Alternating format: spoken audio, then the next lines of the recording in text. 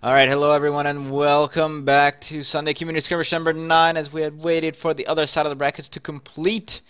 And, well, it is done. And, we're getting into the finals. And it's going to be the Glowwater Thralls versus the Ryders, who have 5-0'd their way all the way into their finals in every match that they have played so far. Of course, I am Imagine, and with me once again is Sir Morty. How's it going? Hello, everybody. It's great. I'm looking forward to seeing a couple of good matches here. Yeah, it should be 5-0ing both Cake and 404 quite a feat. I mean, it's hard enough to do so against, it's a random team and much less accomplished teams such as they have faced.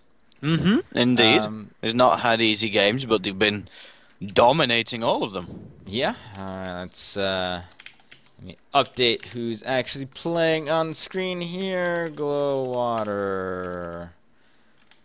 Thralls. There we go. Alright, so we are going to get our first match started here soon on Canyon Ambush. Probably, I would say, my favorite map as far as gameplay goes. Quite a balanced map. You can really do anything you want. And you can go a little bit long range. You can go definitely a little bit short range. It's completely up to you. Indeed. And we'll see what happens here. So far, Graphics 30 still has the Spire out.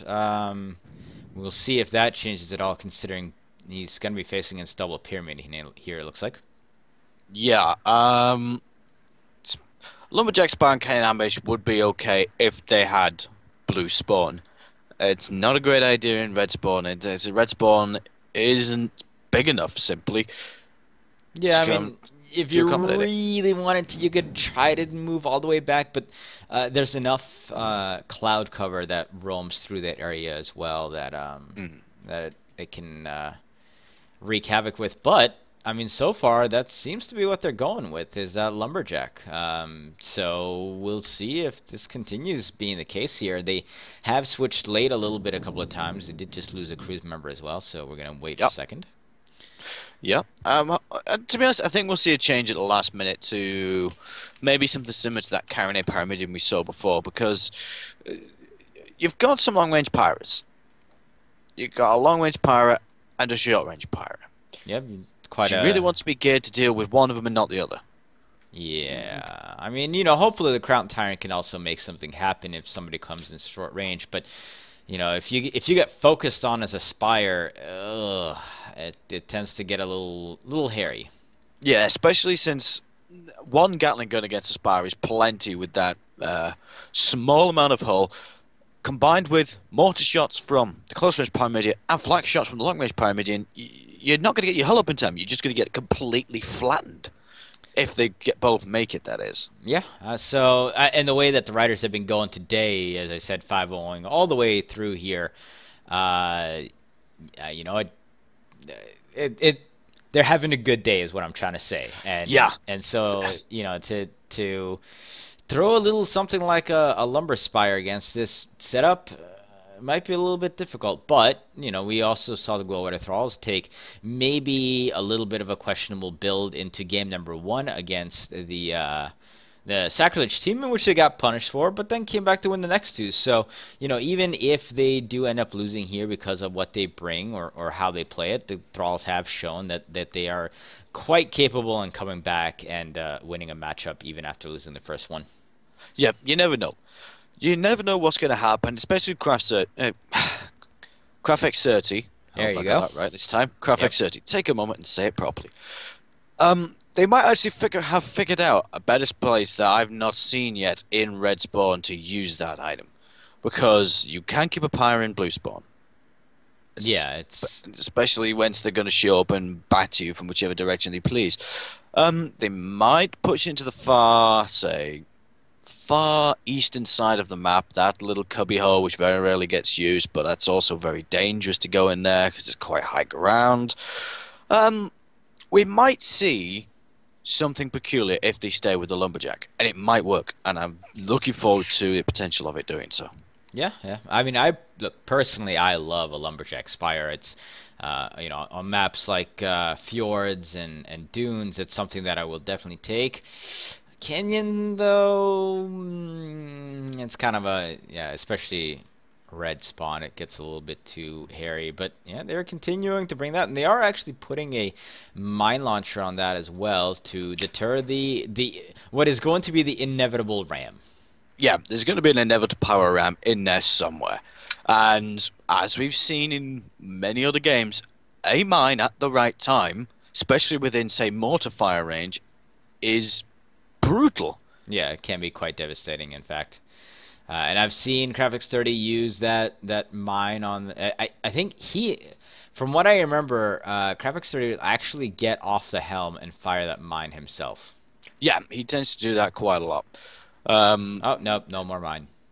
Oh, is the mine gone now? Let's Yeah. see. Yeah, they've gone back to the dual gap formula they had before. It works. It works very well. So we'll see how they do. Yeah, and so we are getting started here. Once again, this is Sunday Community Skirmish number 9, and we're getting into our first matchup, first match in the finals. This is, of course, best of 3, so even if you lose here, you still do have a chance to win out, and we'll see which one of these teams can come out on top in this death match, where first to 5 kills do, in fact, win the game. Of course, we do have a time limit. But I'll get to you more of that in a little bit. All right, starting off on the Glowwater Thrall side, we've got the Crown Tyrant, captained by Scrimscraw. He's got that Gatling mortar up front with the... slamming into the rock a little bit there. Careful, Scrim. With the Banshee and Flare Gun on the side. And on the Spire, captained by Graphics 30, he's got the Lumberjack with a Gatling on the bottom deck and a Gatling mortar on the top. With the Ryder team, we have the Soulless Autumn flown by Hillerton. Now, he has a Hades flak gun, an Artemis front on his Pyramidion, an Artemis first slot side, and a flare gun side. As well as we have the LibGTK flown by Luosi, who is taking his typical tried and tested Pyro build. Gap Midian front and Carronade flare gun side this time. Yep, and of course, while we often see that Hades now paired with a flat cannon, light flak, we are seeing the Artemis to knock out the front gun of that wizard. A perfectly legitimate choice. Wizard doing a little bit of maneuvering between the rocks here, and they have gone kind of out into the middle of the canyon here, which is a little bit surprising. It looks like they are going to back up now. As Crown Tyrant looked like he was trying to make something happen there, but just realized that the two Pyramidians were sticking way too close together. They cannot afford to be there. Yeah, he couldn't push them apart. It was a good attempt. It was a nice attempt. Nice cover behind that rock. Make sure he didn't get focused on at the wrong time. And a good attempt at regrouping. Break that line of sight. Stop the spots and stay in the clouds. It seems to be doing fairly well so far with positioning. Overall, we're seeing those Hades Artemises putting on a bit too much pressure on the Spire. Yep. The Lumberjack shot's not going off very well. And now we're getting some flares down into clouds. Crown Tyrant definitely being spotted there. There you go. So no hiding going on currently in this game. It looks like they are going to come on fourth here. Wizard's going to pull around as well, and Solus Artem and the Crown Tyrant going at each other here. And looks like Solus Artem is actually getting taken. Where's the LibGTK go? The LibGTK carrying on around the mesa for some reason. Yeah, ooh. It looks like they were backing up. Oh, no! And he actually slams into the side of the rock here, and that's what ends up killing him off. But LibGTK has got a beat on Crown Tyrant. That is a first kill that Ryders have conceded today so far, and it happened by the the LibGTK and the Solus Artem just getting split up a little bit too much, and Crown Tyrant Wizard totally took advantage of it, and a little bit of a bad bounce is all it takes to finish you off. Yeah, you just need to remember to check that rearview mirror. I know not a lot of people don't have a rearview mirror on a Pyramidion, but kind of need one. Kind of need one. Flip yourself around at times. All right, here we go. Some nice Hades firing going on, hitting the Crown Tyrant there. Nice shooting. See very nice shooting. A lot of missed Hades shots, but in this case, most of them collected. So the Crown Tyrant does have to retreat back behind the rocks here. The Crown Tyrant's just trying to get a little bit of cover, nothing too severe done to them. I think when this is now the point where we'll see the Ryders just sit in their spawn, leave someone out as bait, and try and I don't know, get a cheeky little flanking maneuver onto the wheel of the weaker ships. Which seems to be the case, whether or not who's moving around here, whether or not the Solus Autumn, is it? No, it's not Solus Autumn. The Yeah, late GTK the is going to actually make GTK. it round. Yeah, it looks like they are going to go around the lip and come up on the side once again, the same place where they were. And the Glowwater Thralls are actually pulling back to where they kind of started in this rocky area, basically right in front of their spawn. Yeah, now we've got the spots down again. Just even if not doing anything much but telling them which direction the wizard is going, it's probably going to inspire the riders to make a push towards that Paramidian as they think they're heading back to their own spawn. Inspire indeed. Inspire. Oh, jokes. All right, Solus Autumn and LibGTK flying side by side, not getting split up this time. Yep. Glowwater Thralls did a fantastic job of getting them, capitalizing on a little bit of split there. Ryders being just a little bit too careless, but Glowwater Thralls did a good job of pulling that up. Now Crown Tyrant and Solus Autumn looks like they're about to come to a head over here with the Wizard moving around the side as well, and Solus Autumn is flying right below them. We'll see who ends up winning this out. GTK is just right up high there. Crown Tyrant moving on back a little. Both the Wizard and Tyrant going up and backwards. It looks like the Gatling from the Wizard being just a bit too much out of range. They've gone back too far. Fire keeps on coming onto the Wizard though, but now the Crown Tyrant is the one that's getting focused. Yeah, it's a nice arcs now. If they can keep that far on LibGTK and not lose that Lumberjack, then they should be in a good position. But the Solus Autumn is closing in range on the Wizard. Yeah, so Wizard is in a lot of trouble here as that armor goes down, and Balloon almost down as well, and permanent damage just a little bit getting taken. Crown Tyrant in the background is getting hit as well. Solus Autumn might actually go down here, but the Solus Autumn does get taken out by the Wizard, so the Brawly Wizard takes care of business, even though he took a lot of damage there. In the meantime, Crown Tyrant and LibGTK still fighting out here. Almost the equal amount of damage done to both so far. Yeah, it looks like the Crown Tyrant's going to retreat now to his surviving ally and put off the LibGTK from actual pursuit, which seems to be the logical idea. That was a very good maneuver from the Wizard, taking out that other Paramidian. Unfortunately, that Paramidian wasn't equipped so well to deal with a Brawly Spire. If he'd have stayed his range, or even committed to that ram, it might have played out a little differently. A little more damage done. But at the end, it just didn't quite get it as the Wizard survives with a tiny fraction of health. Yeah, now, but I will say that the Ryders have done quite a decent amount of damage to the Thralls here, so they can really turn this match to a 2-2 rather quickly if they can especially if they can catch the Crown Tyrant out here by himself, already getting a lot of fire. But armor surprisingly not going anywhere. Balloon is down, which means a lot of that shot had to be going to Balloon. Armor still holding steadfast, and now the Wizard is turning the corner. It seems like the Wizard's trying to see if they'll follow him around the corner just to try and get the drop on them, and they seem to have that now. Who's that against? I think that's the Crown Tyrant that it's against. Yeah, the Wizard looking at the LibGTK, trying to get some shots off. Solus Autumn, however, following up the Crown Tyrant, and down he goes, and now the Wizard is out here by himself, a lone Spire against double Pyra, already extremely hurt, and these Pyramidions smell blood in the water.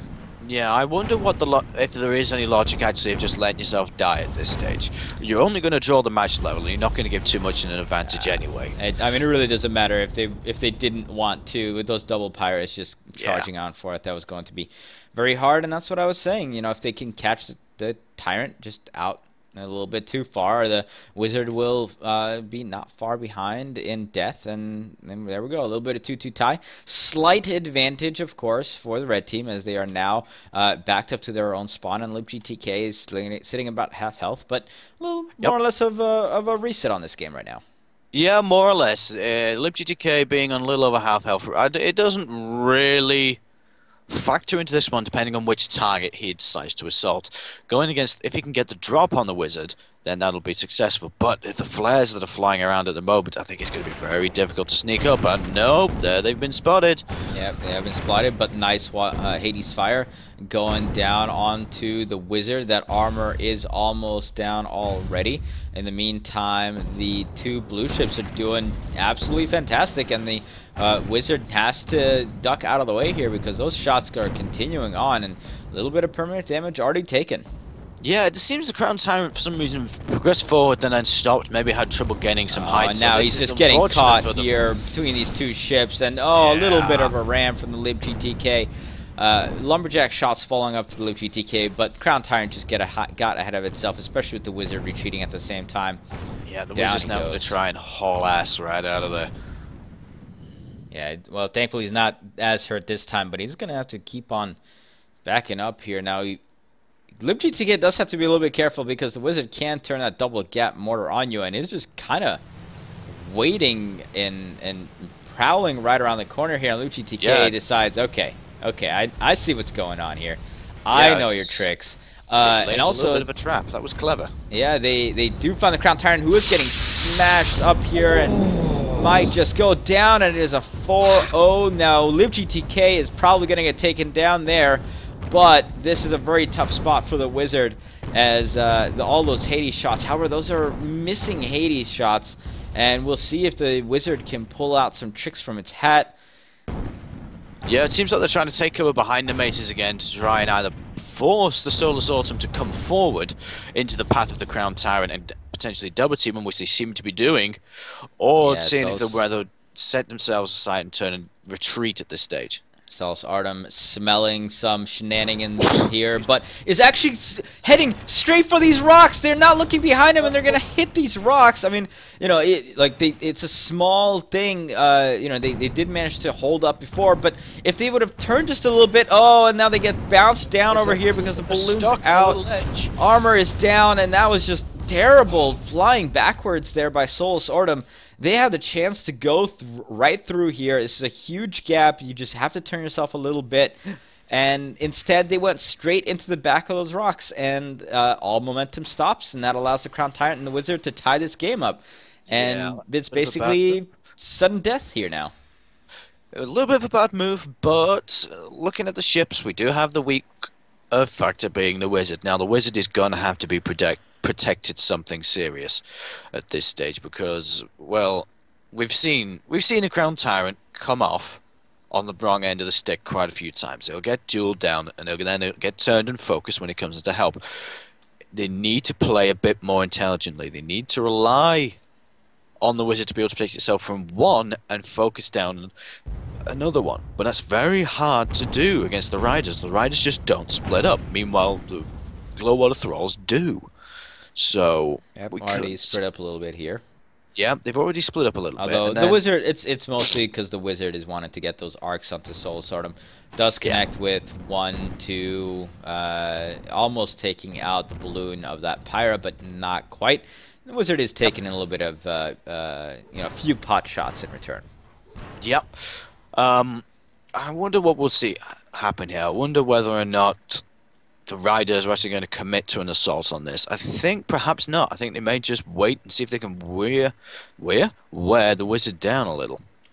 Yeah, it's definitely a pretty good idea. We're going to have a little bit of a standstill going on with, I think, basically the Lib GTK and the Crown Tyrant are just going to be lying in wait, hoping that the other team comes forward just a little bit too far. Soulless Autumn almost doing so. Yeah. Crown Tyrant was spotted just in time, and so no ambush going to be going on there. Soulless Autumn does have a beat on Crown Tyrant now, however, and they do have to be careful here as they don't want to take any unnecessary damage. Yeah, they don't want to take on any unnecessary risks. Just get out the way. If they hadn't spotted the Lib GTK, I would have thought that the Crown Tyrant might have tried to take the bait and take on the Soulless Autumn, but no. You're intelligent enough to look down low and see the Lib GTK hiding below that ridge. So they just have to... Very good flares coming out from both sides too. Really illuminating the skies and making sure that none of those weird ambushes happen again. Yeah, it seems to be both teams seem to be very good at spotting each other, but not very good at spotting the giant walls, which is odd.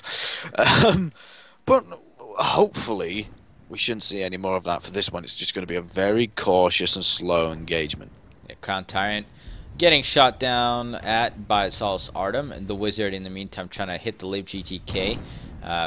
Couple of shots connecting both ways, but nothing too serious. This is just little pokes and prods, you know, little hi, we're here. You probably don't want to be there, so you know we're gonna keep on shooting at you as long as we can. But yeah, now it looks like the Crown Tyrant though is pulling back a bit too far in the wrong direction, leaving himself open to a sweep from behind by the Lib GTK. I wonder whether or not they'll take that bet, because at the minute they could isolate him. If they push now, they could have a very good chance of isolating that Paramidian. yeah, the Lib GTK did have to back up there as it was getting hit quite heavily by the Lumberjack. And Crown Tyrant they do get a spot on the Lib GTK now, so they know what's going on the side there. But yeah, Crown Tyrant is actually coming out here by itself, and both of these blue ships should know exactly where he is. He is spotted, and I mean they're gonna try to do this, but the Wizard is just not going to be here to help at all, and the armor is almost down on Crown Tyrant. Balloon going as well. Here comes the Wizard trying to come in and help, but Crown Tyrant just got way too in front of itself. Might just survive this, but no, they are not able to.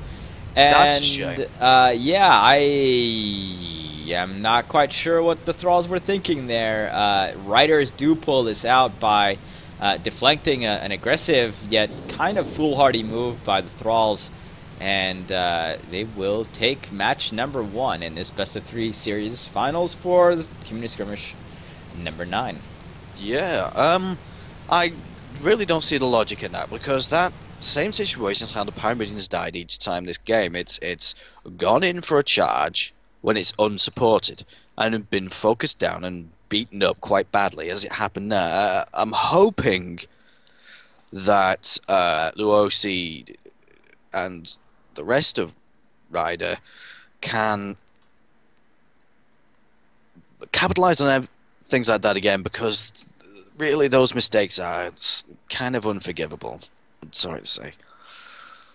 Yeah, it's that was kind of interesting. I mean, maybe I could see that being a little bit of a better charge by the Thralls if he wasn't spotted.